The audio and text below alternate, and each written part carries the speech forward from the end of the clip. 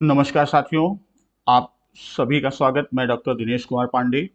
उम्मीद है आपकी पढ़ाई अच्छे से चल रही होगी। तो आपके उसी के क्रम में आगे बढ़ते हुए आज डीएलएड सेकंड सेमेस्टर के अंतर्गत मैथ्स की पहली क्लास लेकर चल रहे हैं, जो आपके यहाँ चौथा पेपर होता है। इसमें ये आपकी थ्योरी क्लास है। इसमें हम आपको पूरे कॉन्सेप्ट समझाएंगे और ये कॉन्सेप्ट्स विद एग्जाम्पल्स लिया जाएगा। और चैप्टर आपका समाप्त होने पर, जैसे मान लीजिए यहाँ पर हम नंबर्स की बात करते हैं, संख्याओं की बात करेंगे, नंबर्स की बात करेंगे, तो नंबर्स में आपका natural number, whole number, integers, ये समाप्त हो जाएगा। तो फिर उसके बाद इस पर हम आप क्वेश्चंस भी सॉल्व करेंगे। तो चलिए चलते हैं आज के पहले खंड में। शुरू करते हैं पहला क्लास, नंबर्स यानी संख्याएं। अब यहाँ जब हम संख्याओं की बात करते हैं, अब वह संख्या आपकी जो भी है, 1 है, 5 है, 7 है, 13 है, या और बड़ी संख्या 113 है। तो अब हम संख्याओं की बात करते हैं तो यहाँ दो चीजें आती हैं। एक की बात मैं करता हूं जिसे हम आप संख्या कहते हैं, और दूसरा वह जिसे हम आप संख्यांक, या इसी को, संख्यांक को ही हम आप अंक के नाम से भी जानते हैं। तो संख्याएं क्या हैं या संख्या किसे कहते हैं, संख्यांक या संख्या के लिए प्रयुक्त अंक वो क्या है, यहीं से शुरू करते हैं कि वस्तुएं कितनी हैं का जिससे बोध होता है उसे हम संख्या कहते हैं। और संख्याओं को जिन संकेतों के द्वारा, यहां पर विशेष रूप से आपको ध्यान देना है कि जिन संकेतों के द्वारा, किससे व्यक्त करेंगे, जिन संकेतों के द्वारा हम व्यक्त करते हैं उसे हम क्या कहते हैं, उसे हम संख्यांक कहते हैं। तो जिन संकेतों से हम व्यक्त करेंगे उसे हम संख्यांक कहते हैं। तो संख्यांक का अर्थ संख्या को लिखने के लिए प्रयुक्त अंक। अब यहां पर हम इस तरह से समझें, अगर हम ये कह दें कि एक सर्किल बना हुआ है और सर्किल के अंदर कुछ हमारे चित्र बने हुए हैं। मान लीजिए ये हमने चित्र बनाया और यहां पर ये प्रश्न आपसे पूछा जाए कि इस चित्र में वृत्त के अंतर्गत कुल कितने चित्र हैं। यहां पर आपसे प्रश्न होगा तो आपके इनको क्या करेंगे, कितने चित्र हैं, 1 2 3 4 5, यानी आप ये कहेंगे कि इस वृत्त के अंतर्गत 5 चित्र हैं। तो जो 5 की बात हम करते हैं, जो हम बात कर रहे हैं किसकी, 5, ये 5 तो हमारी संख्या है। लेकिन इस 5 को लिखने के लिए हम जिस संकेत का प्रयोग करते हैं, 5 को लिखने में जिस संकेत का हम प्रयोग करेंगे, अर्थात 5, ये क्या है, ये 5 हमारा अंक है। अब यहीं पर, यहां हमने 5 की बात किया, यदि यहीं पर हम चित्रों की बात करें, अब यहां पर हम चित्रों की संख्या बढ़ा दें।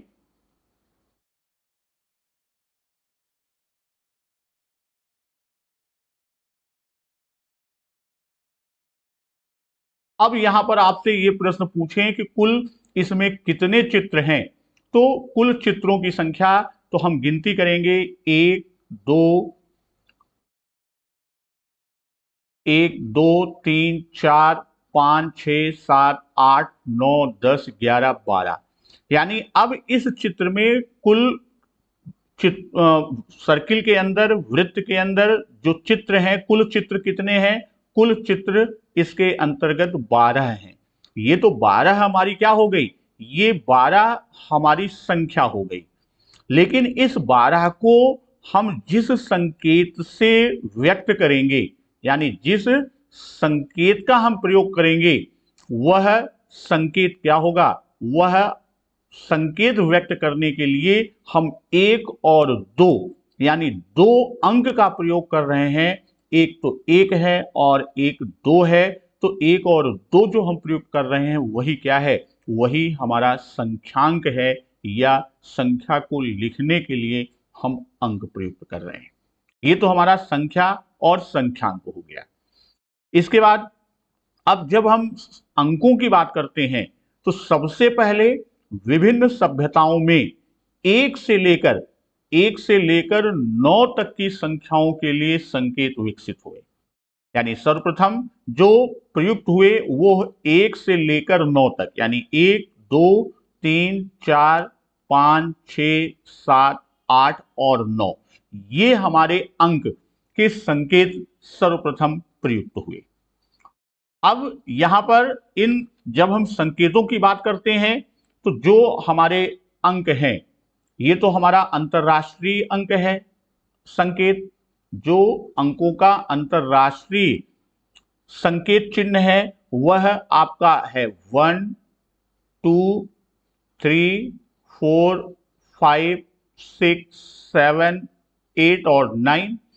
उसी के लिए जब आप प्रयुक्त करते हैं किसका, इसी के लिए आप देवनागरी का भी प्रयोग करते हैं। देवनागरी अंक किस तरह से आप लिखते हैं, तो देवनागरी की जब हम बात करते हैं तो 1, 2, 3, 4, 5, 6, 7, 8 और 9। यही आप रोमन अंकों का भी प्रयोग करते हैं। किसका, रोमन अंकों का भी प्रयोग करते हैं। इससे भी आपके डीएलएड में एक क्वेश्चन बन सकता है कि देवनागरी निम्न में है या रोमन अंक निम्न में, कोई संख्या देंगे और उसके लिए, तो अभी हम 9 तक की बात कर रहे हैं, आगे हम इसकी बात पूरा 100 तक की कर देंगे, उस पर भी आपका ऑब्जेक्टिव में एक प्रश्न बन सकता है।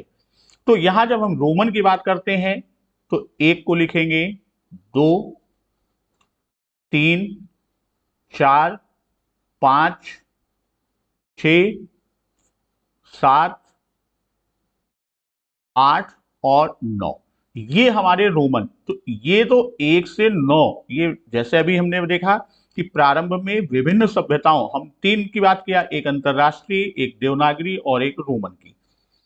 किंतु जब भारतीयों द्वारा शून्य का आविष्कार किया गया, भारतीयों के द्वारा, भारतीय गणितज्ञ के द्वारा शून्य का आविष्कार किया गया, तो इसकी सहायता से, यानी शून्य की सहायता से हम छोटी बड़ी प्रत्येक प्रकार की संख्या को लिख सकते हैं या प्रत्येक प्रकार की संख्या को लिखना संभव हो सका। तो यहां पर ये आपका, यानी अब हम इनकी सहायता से विभिन्न अंकों में हम संख्याओं का मान निर्धारित कर सकते हैं। अब हम बात करते हैं यहां पर जो संख्या का मान होता है, यानी जो अंक हैं उन अंकों का अपना मान होता है। तो यहां कि किसी संख्या का वह मान जो उसके स्थान विशेष के कारण होता है वह स्थानीय मान कहलाता है। अब यहां स्थानीय मान की बात, जैसे आप कोई संख्या लिखते हैं तो गणित में आप दाहिनी तरफ से शुरू करते हैं। आप कहां से शुरू करते हैं, दाहिनी तरफ से, और सबसे पहले कौन सा अंक होता है, इकाई, फिर उसके बाद दहाई, फिर सैकड़ा, फिर हजार, फिर 10,000, उसके बाद आपका लाख, 10 लाख, इस तरह से हम आगे बढ़ते जाते हैं। यानी पहला, जब हम गणित में अंकों की लिखने की बात करेंगे तो हम इकाई से शुरू करते हैं, इकाई, दहाई, सैकड़ा, हजार, 10,000। तो यहां ये कहता है कि किसी अंक का वह मान जो उसके स्थान विशेष के कारण होता है। यानी मान लीजिए हम एक अंक की बात कर रहे हैं, 5 है, अब वह इकाई के स्थान पर 5 होगा तो इसका मान अब क्या होगा, दहाई पर ये 5 होगा तो इसका मान क्या होगा, सैकड़े पर 5 है, हजार या 10,000 पर 5 है तो इसका मान क्या होगा। तो यहां इकाई जो है, इकाई का मान इकाई का मान 1 होता है, एक दहाई का मान 10 होता है, एक सैकड़े का मान 100, उसी तरह हजार का मान 1,000, 10,000 का 10,000, लाख का 10 लाख।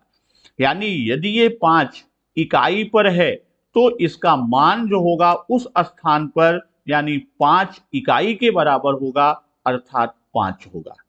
वहीं जब ये दहाई पर है तो ये मान किस पर है, ये दहाई पर है, तो ये 5 दहाई के बराबर हुआ और एक दहाई का मान 10 होता है, तो 5 गुणे 10 बराबर 50। वही यदि ये 1000 पर है तो ये 5000 स्थान पर इसका मान है, तो अर्थात 5 गुणे 1000 अर्थात 5000। उसी तरह ये सैकड़े पर है, ये मान आपका किस पर हमने बताया, ये 1000 पर बताया, यदि ये 5000 पर है। वहीं अगर ये मान आपका सैकड़े की बात कर रहा है तो ये 5 सैकड़ा है, यानी 500 के बराबर होगा, तो 5 गुणे 100 अर्थात इसका मान 500। तो जब जिस स्थान पर वह अंक है उस स्थान के सापेक्ष उस अंक का जो मान होगा वही मान क्या होगा, उस अंक का स्थानीय मान होगा। दूसरी तरफ एक मान इसका होता है वास्तविक मान। तो वास्तविक मान किसी संख्या का वास्तविक मान हमेशा 1 होता है। इसी को क्या होता है, इसी को हम अंकित मान, इसी को जातीय मान या इसी को शुद्ध मान भी कहते हैं। यानी अगर हम 5 की बात करें, 5 का वास्तविक मान या जातीय मान की हम बात करेंगे तो ये 5 ही होगा। 7 का मान वास्तविक मान की बात करेंगे तो 7 ही होगा। अर्थात किसी संख्या का वास्तविक मान हमेशा वही यानी अंक का मान ही होता है, इसीलिए इसे वास्तविक, जातीय, शुद्ध या अंकित मान भी कहते हैं। अब हम बात कर रहे हैं, हमने स्थानीय मान और जातीय मान, तो आपको सबसे ज्यादा जरूरत पड़ती है किसकी, स्थानीय मान की। स्थानीय मान से हम संख्याओं को कैसे हमें अंक मालूम है और उससे हमें संख्याओं को ज्ञात करना होगा, तो हम कैसे ज्ञात करेंगे।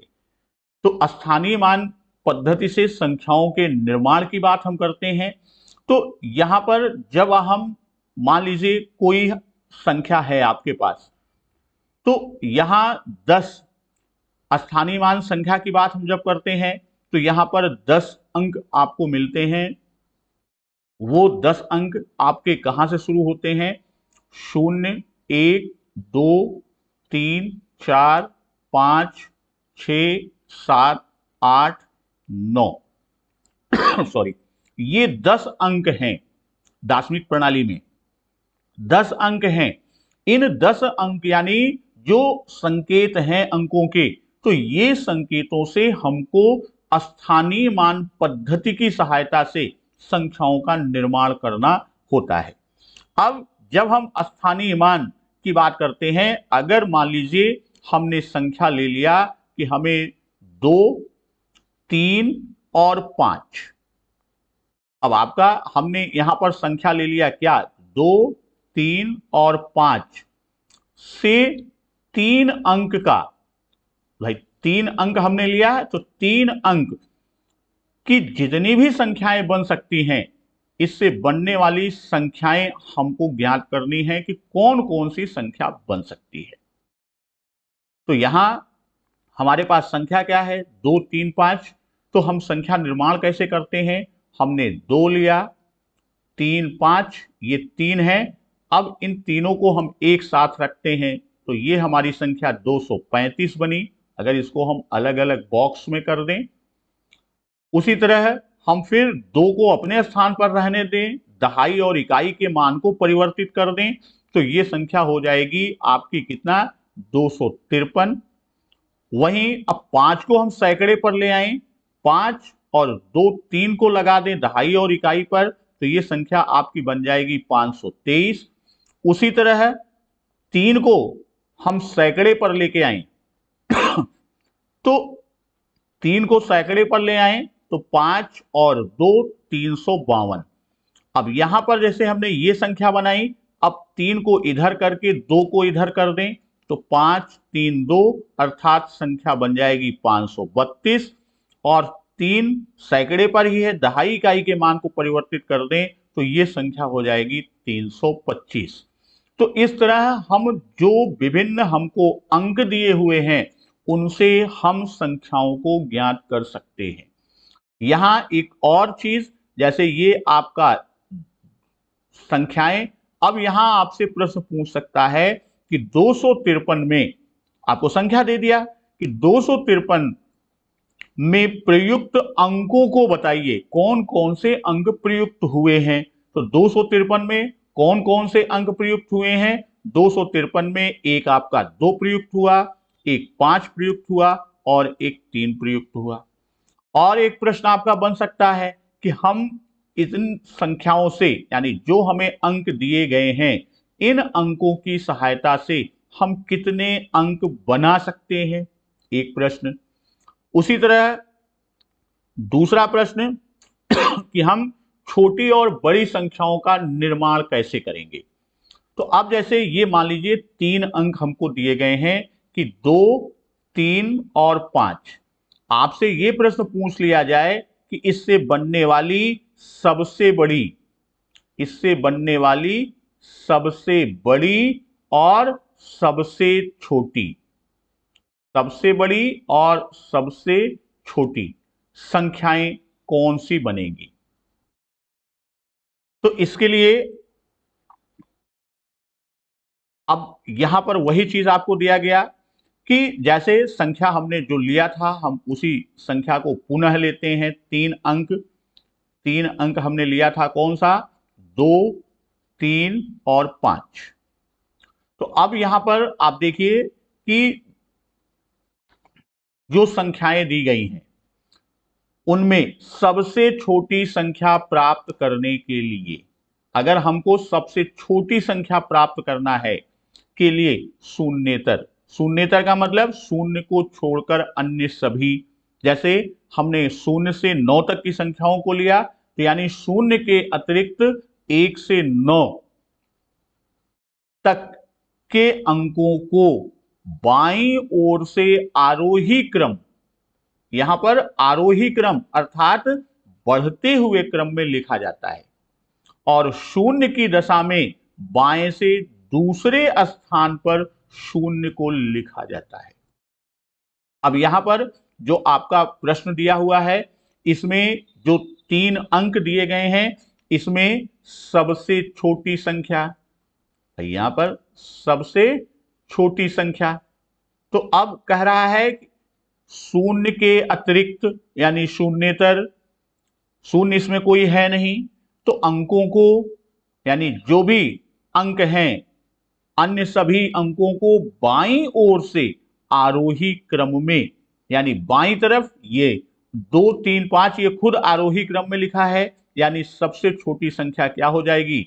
235।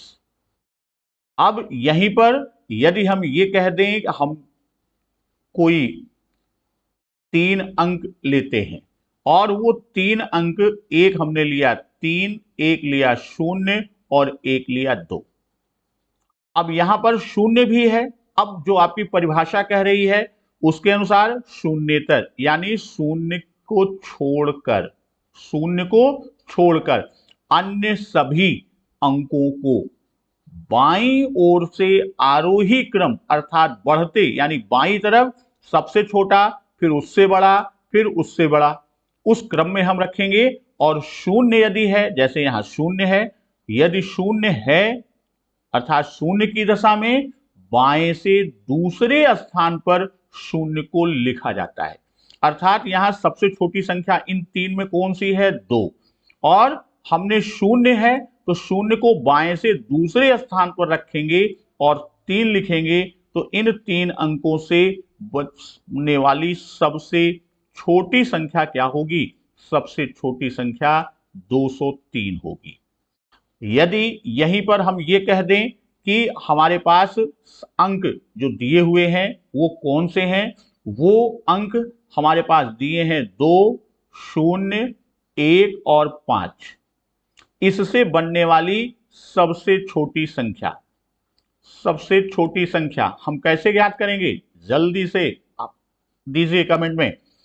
तो यहां वही चीज जो ऊपर दिया गया, शून्येतर को छोड़कर, शून्येतर अर्थात शून्य को छोड़कर अन्य सभी को, किसे, अन्य सभी कौन, अंक जो हमें दिए गए हैं 2, 1, 5 को बाईं ओर से आरोही क्रम यानी बढ़ते हुए क्रम में रखें। तो यहां शून्य भी है, तो यह भी कहता है कि शून्य की दशा में शून्य को दूसरे स्थान पर, अर्थात यहां हम लिखेंगे 1, 0, 2 और 5। ये जो संख्या बनेगी यह इन अंकों से बनने वाली सबसे छोटी संख्या होगी। फिर अब आता है कि हमें दिए हुए अंकों से सबसे बड़ी संख्या प्राप्त करनी है। तो अब पहले हम वही अंक लेते हैं जो छोटे में हमने लिया था, छोटी संख्या के निर्माण में। तो अब यहां पर 2, 3 और 5 कहता क्या है कि दिए गए अंकों को बाईं ओर से, यहां ये विशेष ध्यान रखना है, किधर से, बाईं ओर से, किस क्रम में रखना है, अवरोही क्रम अर्थात घटते हुए क्रम में लिखने पर सबसे बड़ी संख्या। अब यहां शून्य का कोई मसला नहीं, क्योंकि शून्य वैसे भी सबसे छोटा है। तो अब यहां पर जो आपको दिए गए अंक हैं उसे हमें क्या करना है, अंक को अवरोही क्रम यानी सबसे बड़ा, फिर उससे छोटा, फिर उससे छोटा, फिर उससे छोटा।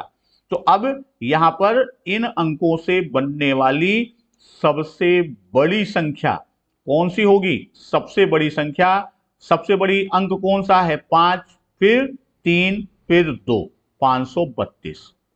और यहीं पर यदि ये प्रश्न आपको दे दिया जाए, शून्य भी सम्मिलित हो कि 2 है, 0 है, 1 है, 5 है, से बनने वाली सबसे बड़ी संख्या, से बनने वाली सबसे बड़ी संख्या। तो अब इसमें हमको क्या करना है, कुछ नहीं करना है, अवरोही क्रम में सीधे व्यवस्थित कर देना है, यानी 5, 2, 1, 0। देखिए 5, अब इसको इस तरह से समझें कि जो 5 है, 2 है, 1 है, 0 है। तो हम आरोही और अवरोही को जानते हैं। अब ये ग्रेटर देन यानी 2 से बड़ा 5 है, 1 से बड़ा 2 है और 0 से बड़ा 1 है। तो ये घटते हुए क्रम में हमने इसे व्यवस्थित किया, तो ये हमें क्या मिली, सबसे बड़ी संख्या, जो भी अंक हमको दिए गए हैं। अब इस पर हम एक दो प्रश्न का अभ्यास करते हैं।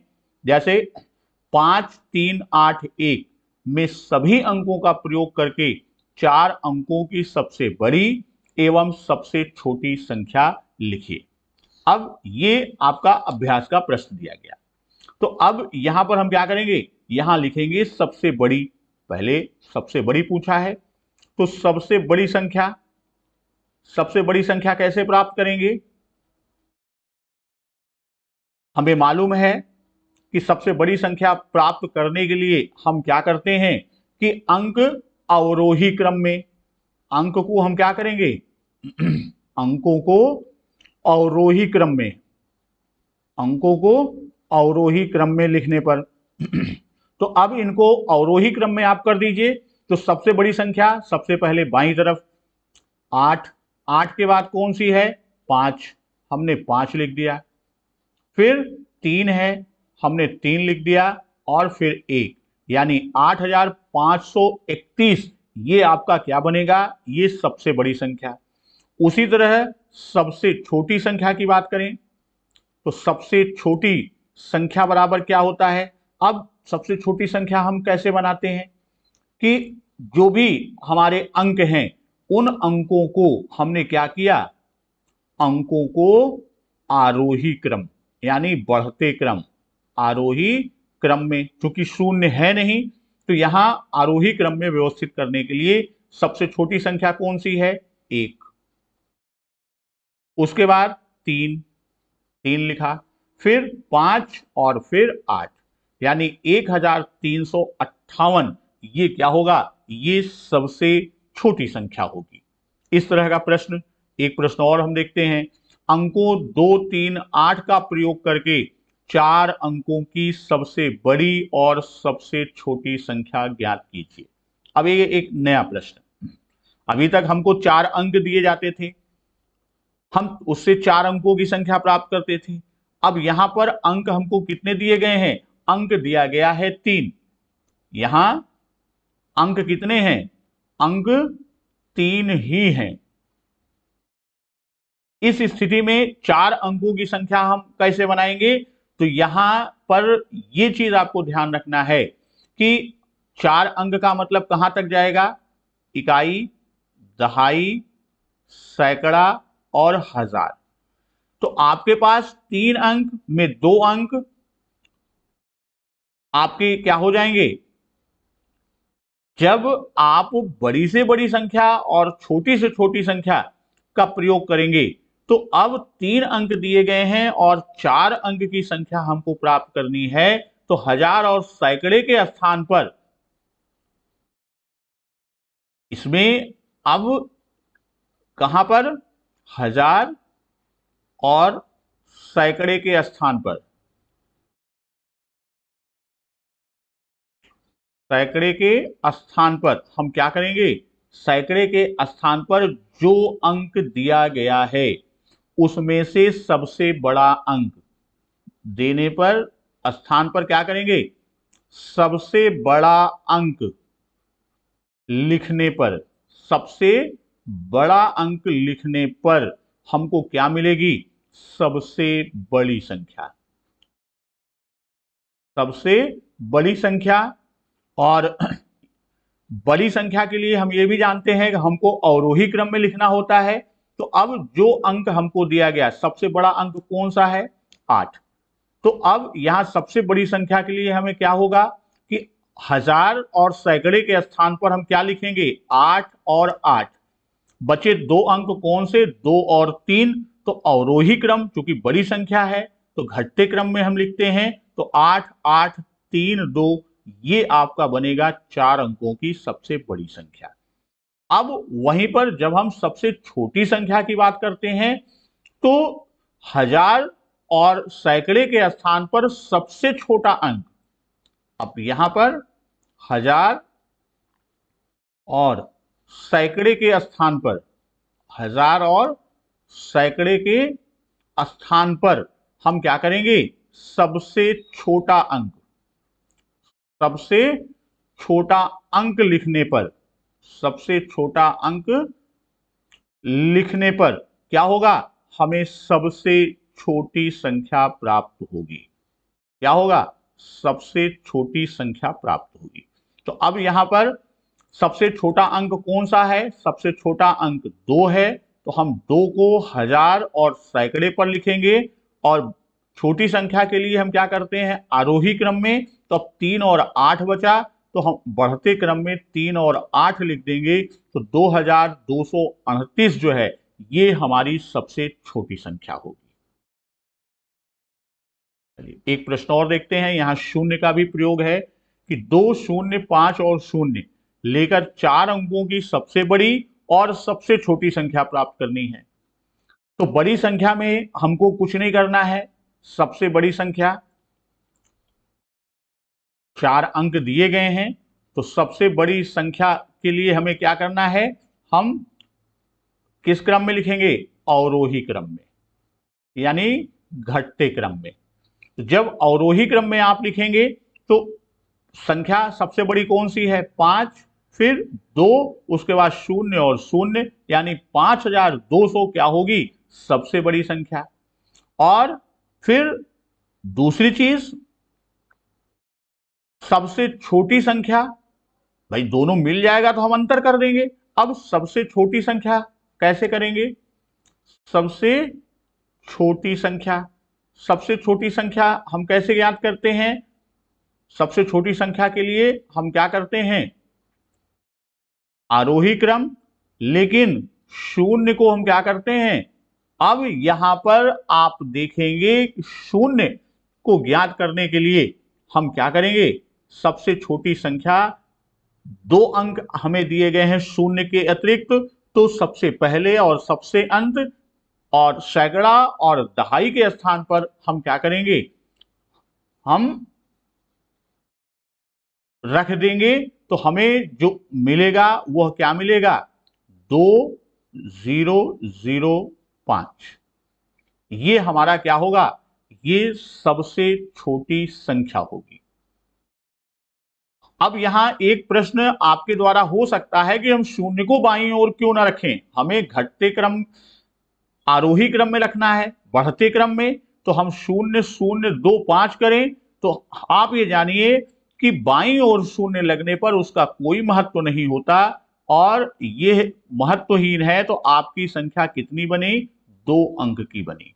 आपको बनाना कितना है, 4 अंक। तो ये 2 को आप यहां ले आएंगे और शून्य को यहां ले जाते हैं, तो वह संख्या आपकी बनती है 2005। अब प्रश्न आपसे पूछ रहा है इन संख्याओं का अंतर कितना है, तो आप 5200 में से 2005 को आप घटा दीजिए। तो यहाँ शून्य, फिर आप 2 से उधार लिया 10 हुआ, 10 में से उधार लिया यहां 10 हुआ, तो 10 में से 5 गए 5, यहां बचा कितना, 9। अब 9 में से शून्य, तो 9 आया, यहां कितना, 1 बचा है, 1 उधार गया था, तो 1 शून्य में घटाएंगे तो 1 ही आएगा, और यहां 5 है और यहां 2 है, तो आपका आएगा 3, अर्थात 3195 ये हमारा उत्तर बनेगा। अब यहां पर हम बात करेंगे किसकी, सबसे छोटी और सबसे बड़ी संख्या। तो अभी हम लोगों ने देखा था कि सबसे बड़ा अंक कौन सा होता है, 9 होता है। कैसे, 0 1 2 3 4 5 6 7 8 और 9, ये दाशमिक के हमारे 10 अंक हैं। तो अब यहां पर सबसे बड़ा क्या है, 9 है। तो इस आधार पर हम कह सकते हैं कि एक अंक की सबसे बड़ी संख्या क्या है, 9। और एक अंक की सबसे छोटी संख्या कौन सी है, 1 है। एक अंक की सबसे छोटी संख्या कौन सी है, 1 है। तो अब 2 अंक की सबसे छोटी संख्या ज्ञात करने के लिए हम क्या करते हैं, जो एक अंक की सबसे बड़ी संख्या है उसमें 1 जोड़ देते हैं, तो हमें 2 अंक की सबसे छोटी संख्या मिल जाती है। 2 अंकों की सबसे बड़ी संख्या हम 2 बार 9 लिख दें, 2 अंकों की सबसे बड़ी संख्या, और 3 अंकों की सबसे छोटी संख्या, तो 2 अंकों की सबसे बड़ी संख्या में 1 जोड़ दें तो 3 अंक। उसी तरह 3 अंक की सबसे बड़ी संख्या, 3 बार हमने 9 लिख दिया यानी 999। और यदि यहीं पर हमको 4 अंक की सबसे छोटी संख्या ज्ञात करनी हो, सबसे छोटी संख्या, तो हम क्या करेंगे, 3 अंक की जो सबसे बड़ी संख्या है हम उसमें 1 जोड़ देंगे, तो हमको क्या मिल जाएगा, 4 अंक की सबसे छोटी संख्या। तो यहां ये जान लीजिए कि जितने अंक की बड़ी से बड़ी संख्या ज्ञात करनी है उतनी बार हम 9 लिख देते हैं, और जितने अंक की छोटी से छोटी संख्या ज्ञात करनी है उससे 1 अंक कम की हम संख्या अधिकतम यानी सबसे बड़ी लिखकर 1 जोड़ दें, तो हमें उससे 1 अंक यानी ज्यादा की संख्या मिल जाएगी। तो ये सबसे बड़ी और सबसे छोटी संख्या। जैसे अब अगर आपसे पूछ ले कि 7 अंक की सबसे बड़ी संख्या, 7 अंक की सबसे बड़ी संख्या के लिए हम क्या करेंगे, 7 बार 9 लिख दीजिए, 1 2 3 4 5 6 7। अब आपसे पूछ लिया, तो ये आपका कितना हो गया, 99,99,999।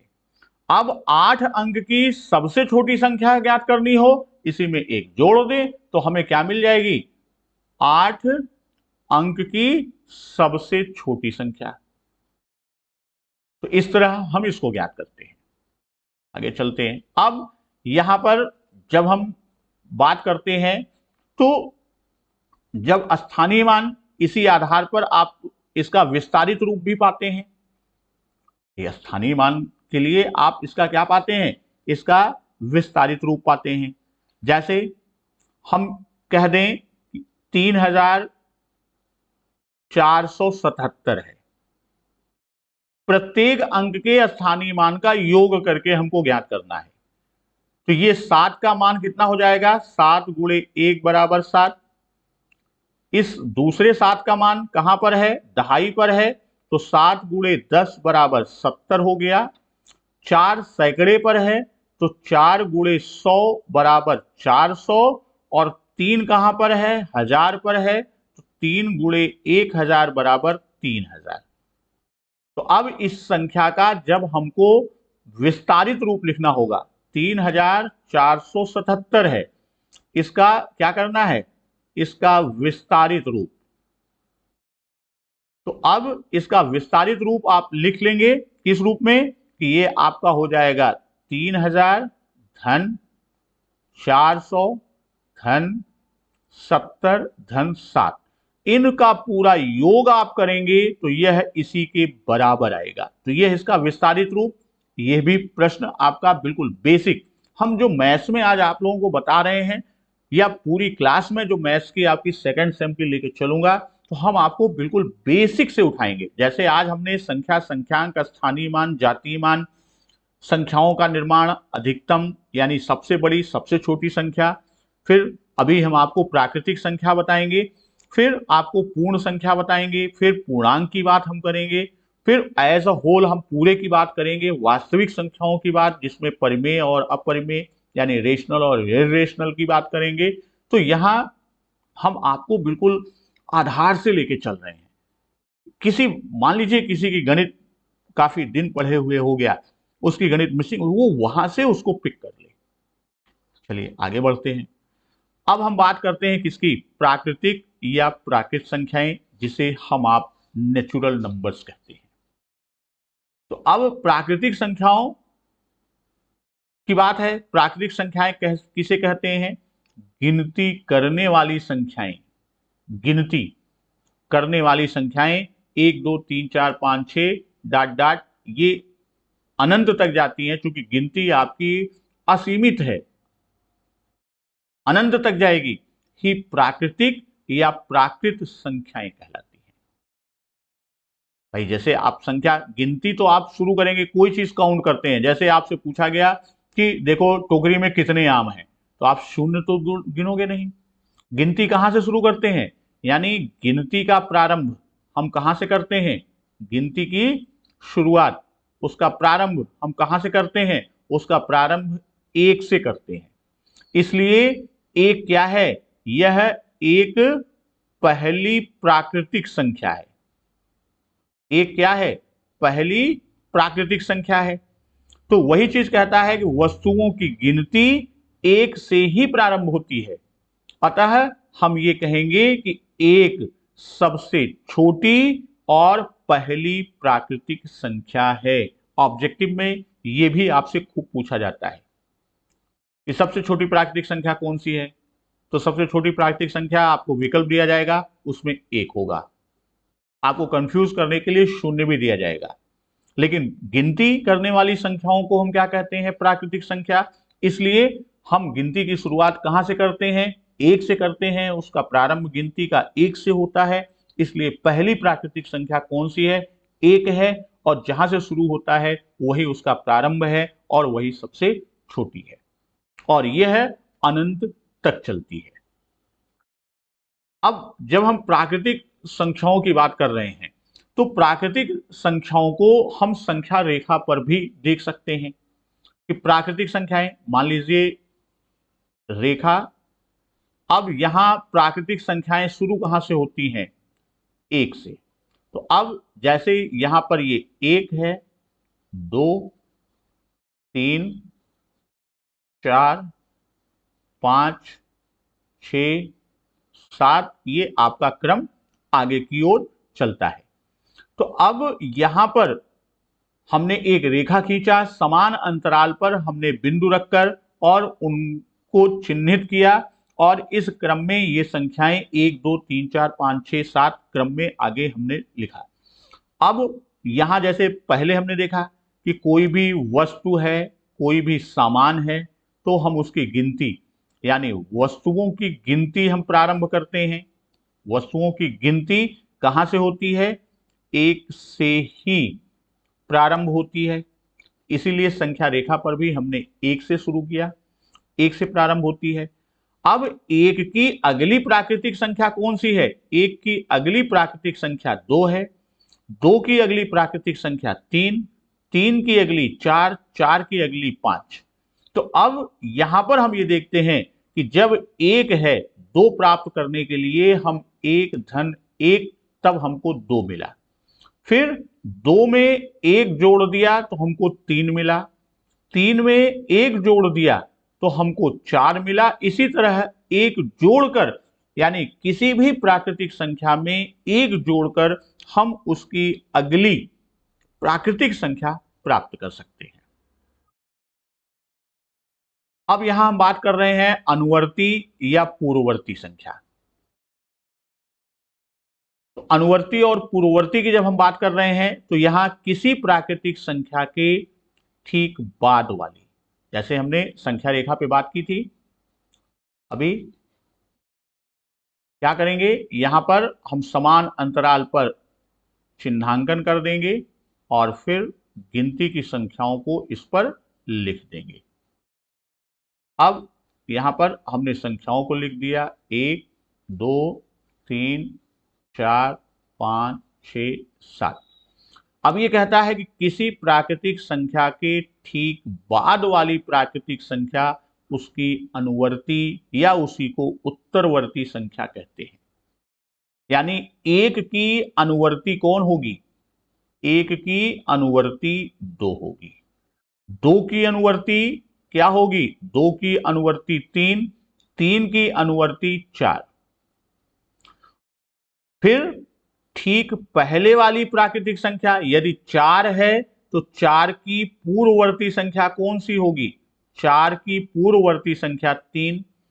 6 है तो 6 की पूर्ववर्ती संख्या कौन होगा? 6 की पूर्ववर्ती संख्या 5 होगा। तो यहां हम इस तरह से समझें कि जब इसी संख्या रेखा को हम इस तरह से समझें कि जब आप संख्याओं को संख्या रेखा पर अभी जैसा हम लोगों ने देखा कि ये संख्या रेखा थी हमारी, यहां पर हमने चिन्हांकन किया 1, 2, 3, 4, 5, 6, 7 और ये क्रम आगे की ओर चल जाएगा। कहां तक? ये अनंत तक जाएगा। अब यहां नीचे हम बात कर रहे हैं किसकी?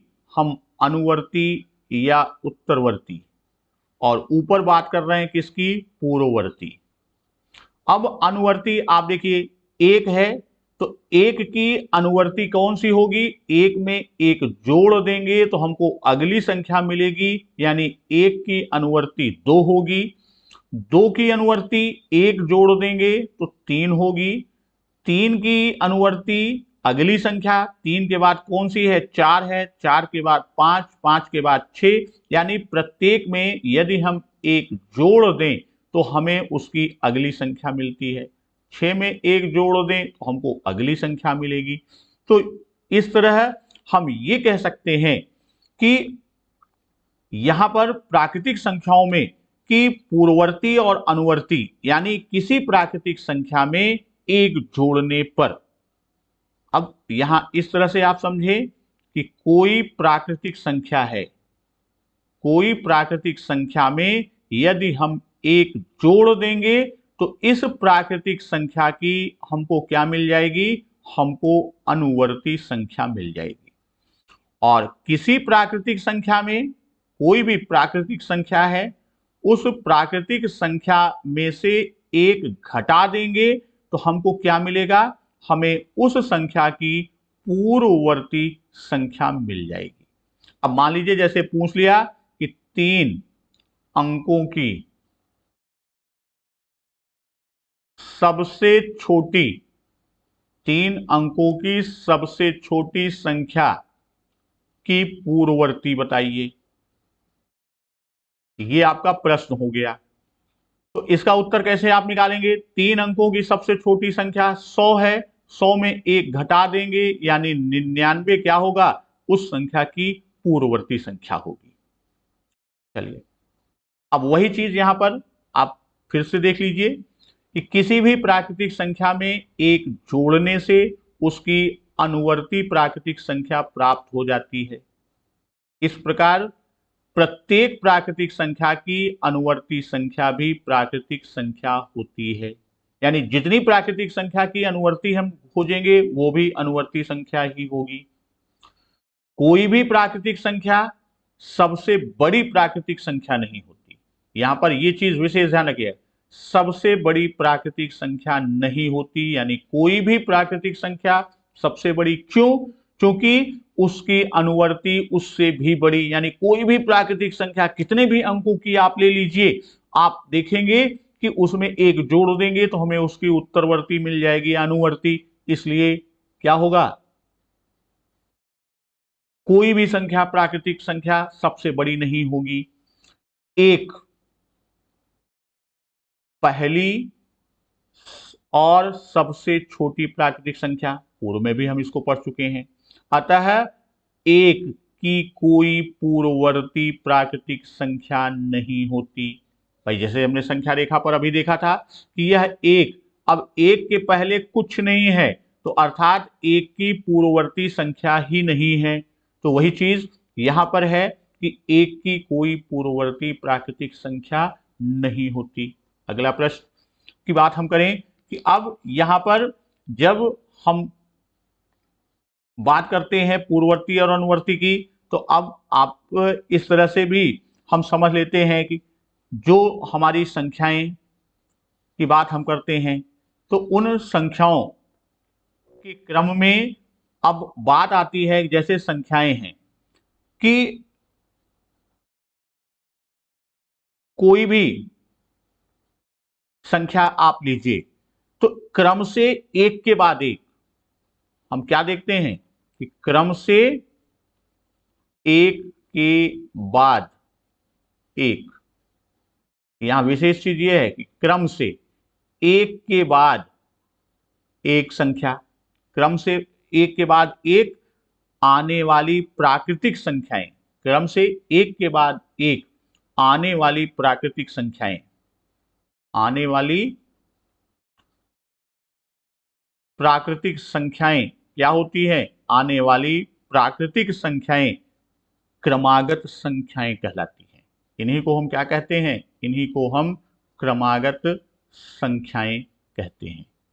क्रम से एक के बाद एक आने वाली संख्याओं को हम क्रमागत प्राकृतिक या क्रमागत संख्याएं कहते हैं। जैसे 4, 5, 6, 7, अब ये क्या है? एक के बाद एक क्रम से आई हुई हैं, इसलिए इन्हें क्रमागत संख्याएं भी कहते हैं।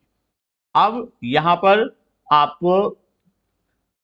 कि हमने प्राकृतिक संख्या क्या है, उत्तरवर्ती क्या है, अनुवर्ती क्या है, क्रमागत क्या है, इन सब की चर्चा कर लिया है। और अगली वीडियो में हम बात करेंगे पूर्ण संख्याओं की।